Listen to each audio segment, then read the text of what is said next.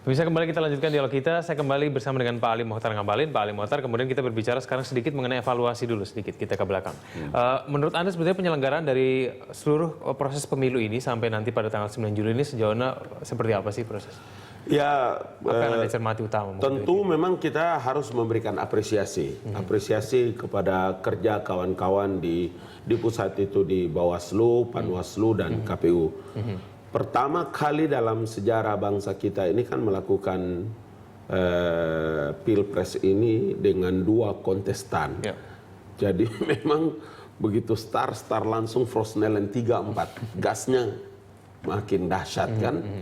Tetapi kesiapan KPU, penyelenggara, penanggung jawabnya, kita berikan apresiasi bahwa mereka sangat amat siap.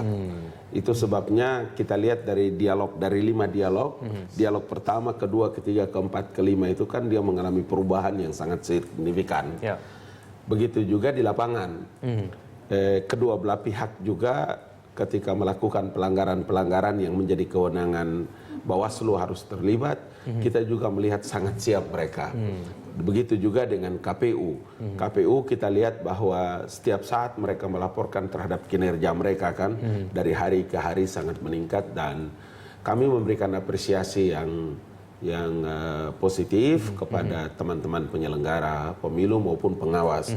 Yang jadi paling pokok menurut saya itu adalah baik KPU di tingkat pusat sampai dengan jajaran di bawahnya pada waktu pelaksanaan pemilu pada tanggal 9 itu, 9 Juli akan datang, itu yang menurut saya adalah menjadi prioritas puncak dari seluruh usaha dan ikhtiar kita. Adakah yang perlu diperbaiki mungkin untuk penyelenggaraan pemilu 5 tahun mendatang dari penyelenggara? Yang mungkin akan datang itu adalah kesiapan penyelenggaraan pemilu karena dia melaksanakan pemilunya secara serentak kan. Serentak dan bukan satu calon presiden, bukan. Orang memilih partai dan memilih calon presidennya. Tapi saya kira Indonesia sangat amat siap. Kita selalu siap dalam situasi yang sangat rawan. Menurut Anda rakyat Indonesia sudah mendapatkan pendidikan demokrasi yang baik nih selama Nah, inilah tanggung jawab partai politik. Tanggung jawab partai politik itu ada 3 aspek. Aspek yang pertama adalah edukasinya, pendidikannya adalah harus bisa mengatakan dan mendidik setiap, kalau dia caleg maka rekrutmen caleg itu adalah caleg yang memiliki kemandirian. Mungkin presidennya tentu tidak semua ketua-ketua umum partai itu memiliki kapasitas dan kapabilitas yang siap. Yang kedua menurut saya yang harus dibangun juga itu bahwa uang bukan menjadi ukuran dari sebuah sistem nilai pembangunan demokrasi. Dan yang ketiga adalah setiap peserta pemilu, baik itu partai politik, dia harus mempersiapkan satu organisasi yang dipimpin dengan manajemen, dipimpin dengan network yang baik, dipimpin dengan mereka mampu meyakinkan kepada publik atas kinerja mereka yang baik dan tidak hanya sekedar pencitraan. Ini masuk di dalam makna bahwa jangan Anda mempersiapkan diri pada waktu pemilu.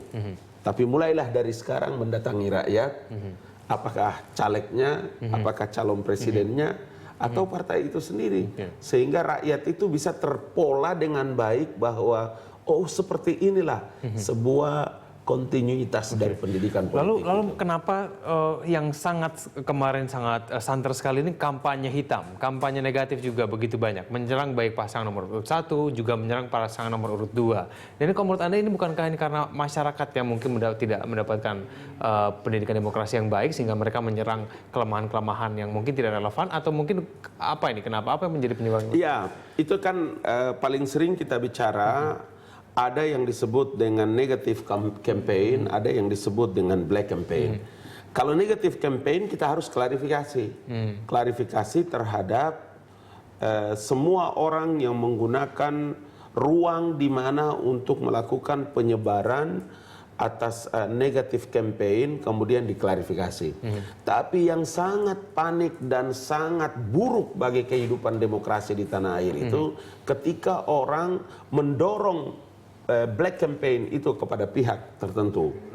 Saya berkali-kali di semua media mengatakan, samalah saya kasih contoh seperti obor rakyat. Obor rakyat itu hampir setiap orang bicara tentang obor rakyat, selalu mereka dorong kepada Prabowo Hatta. Itu yang selalu saya katakan, bahwa tidak saja sesat, tapi menyesatkan. Karena semua kami yang ada di Prabowo Hatta itu adalah orang-orang yang punya latar belakang kemampuan pendidikan yang baik. Kita punya perluasan komunikasi yang baik. Kemudian berkali-kali juga kita katakan kepada teman-teman di lapangan bahwa kita mau menang tapi dengan cara yang beradab. Kita mau menang dengan menang yang memberikan penghormatan kepada orang lain. Kalau misalnya memang bukan dari kubu Prabowo Hatta, lalu ya banyak pihak yang senang dengan Prabowo Hatta, banyak pihak yang menang juga dengan pihak di sebelah. Jadi terkadang kan ada orang yang senang, saking senangnya berlebih-lebihan, atau mungkin ada orang yang benci dan bencinya berlebih-lebihan.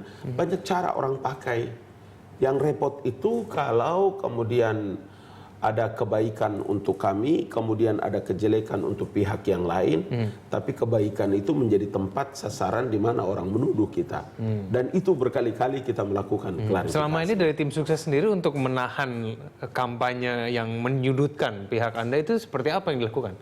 Iya, sejak awal Prabowo, Hatta Rajasa, dan ketua-ketua umum partai, Pak Ical sendiri, Pak Anies Mata, kemudian Pak Hatta Rajasa juga dari partai-partai pendukung itu, maupun partai-partai non-parlemen, maupun kawan-kawan relawan itu, mengatakan bahwa karena kita ingin memberikan pembangunan demokrasi yang bagus untuk kepentingan bangsa dan negara, kita ingin menang terhormat dengan beradab dan memberikan pendidikan, maka dalam setiap pertemuan jangan tempuh jalur-jalur, jangan tempuh jalan-jalan yang bisa merugikan kepentingan demokrasi dan masyarakat umum. Dan itu berkali-kali ada rekamannya di mana-mana. Dan saya percaya bahwa tidak mungkin mereka mengatakan sesuatu yang baik, kemudian di lapangan ternyata kejelekan yang mereka lakukan. Oke, baik Pak Limotar, kita lanjutkan lagi dulu kita di segmen berikutnya, pemirsa. Tampaknya kita akhirnya menyudahi dialog kita pada pagi ini, mengingat waktu kita sangat terbatas. Terima kasih Pak Limotar telah bergabung bersama kami. Kita lihat bagaimana pelaksanaan Pilpres. Mohon doa dan dukungan. Baik. Tadi pagi saya BBM SMS-an sama Pak Prabowo. Beliau menyampaikan salam hormat dan selamat berpuasa.